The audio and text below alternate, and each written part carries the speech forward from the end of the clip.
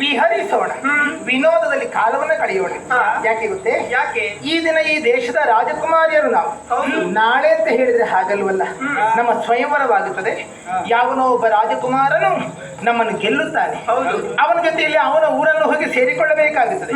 ಯಾವ ದೇಶವೋ, ಏನವನ ಹೆಸರೋ, ಏನವನ ವ್ಯಕ್ತಿತ್ವವೋ, ಏನವನ ಸಡಗರ ಸಂಭ್ರಮವೋ, ಏನವನ ಅಭಿರುಚಿಯೋ ನಮಗೊಂದು ತಿಳಿದಿಲ್ಲ. ಅಂತವನ ಜೊತೆಯಲ್ಲಿ ನಾವು ಹೊಂದಿಕೊಂಡು ನಡೆಯಬೇಕಾದದ್ದು ಹೆಣ್ಣು ಮಕ್ಕಳಾದ ನಮಗೆ ಅನಿವಾರ್ಯವಾಗಿದೆ. ಇರಲಿ, ಅದನ್ನು ಆ ರೀತಿಯಲ್ಲಿ ಸ್ವೀಕರಿಸಿಕೊಳ್ಳೋಣ.